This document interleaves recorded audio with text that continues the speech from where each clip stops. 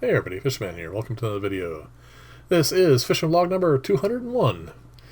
In my last video, I had put together this little stand. It's designed to hold my phone so I can use it as a relatively low resolution microscope.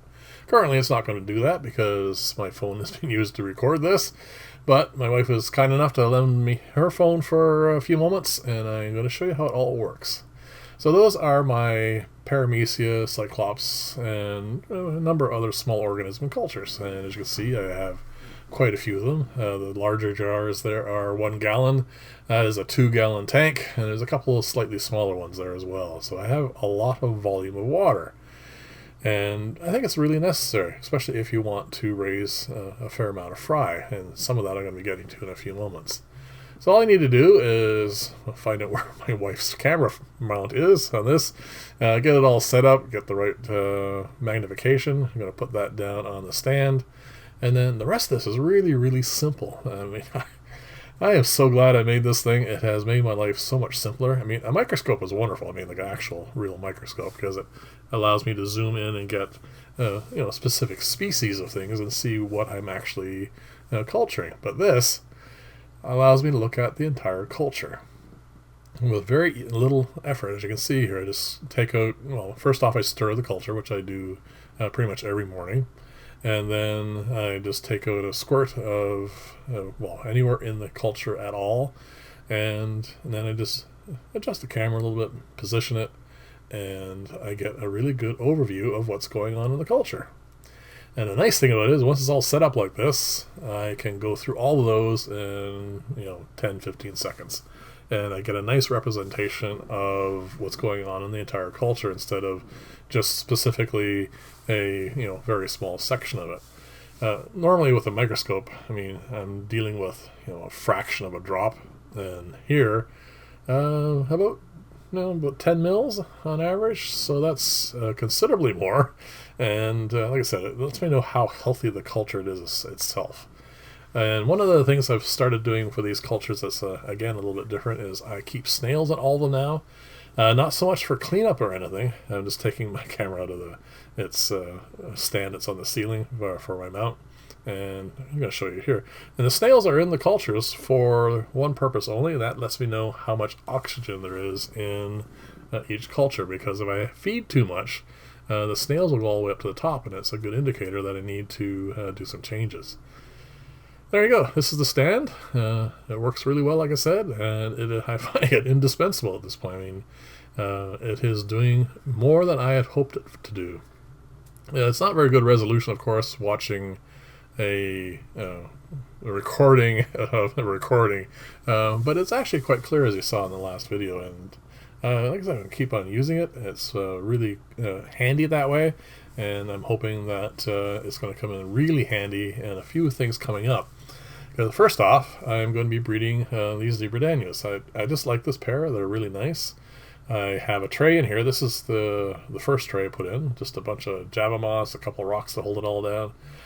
Left that in there for, I think, 2 days. Well, it's kind of busy, so I'm not entirely sure. It might have been a little bit longer. Then I pulled that tray out, and you're going to see a secondary tray here in a few minutes.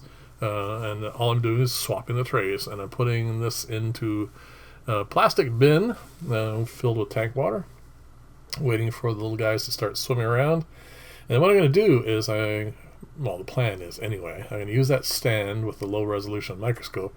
I'm going to gently, hopefully, pick up a couple of fry, and I'm going to put them into the little cup, add some cultures, and hopefully a number of things. First off, I'm going to be able to record and show you guys them eating paramecia, which would be kind of cool.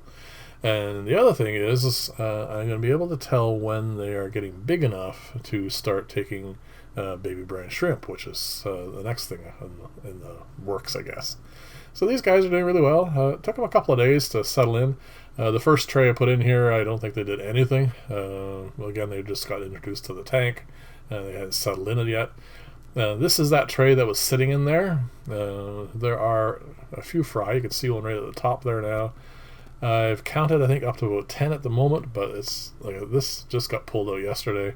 So it's going to be another day before they're all out and about. I have already, not at this point, but after this video was recorded, added some of my cultures into here. And that's another nice thing about that style of culturing.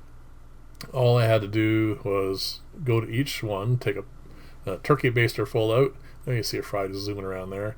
And did that to each of them. So I ended up with, about a cup worth of culture media, and I just dump it in here.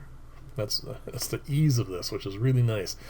As long as the cultures are not anaerobic, there goes another one, you can just feed directly into where your fry are, and you don't have to worry about any kind of toxic effects or anything like that. So that is how I'm going to start this initially. I just wanted to test the getting the fry going and all that sort of stuff. And my plan is long term to take the white clouds that I have and use them instead, because I have a lot more white clouds.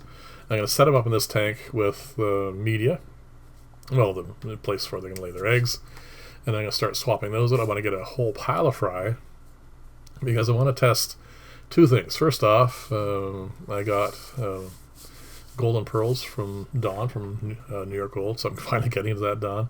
But I needed to get those paramecia cultures like thriving so that I can do a comparison, a valid comparison between starting off fry with paramecia and starting it off with golden pearls, obviously switching to brine shrimp. The other thing I want to do is try out decapsulated brine shrimp eggs, and that's what I've been feeding these guys on. This is a whole pile of guppy fry.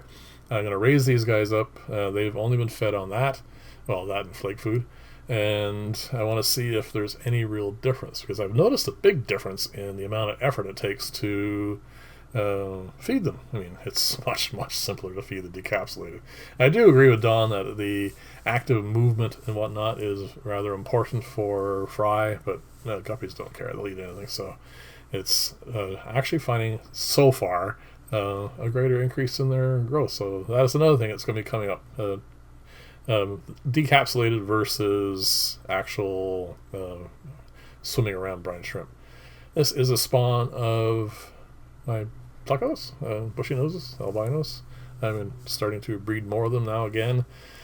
Every now and then I got to be careful because sometimes I leave it go too long and I don't have enough for my clients. So I decided to set up a couple pairs here.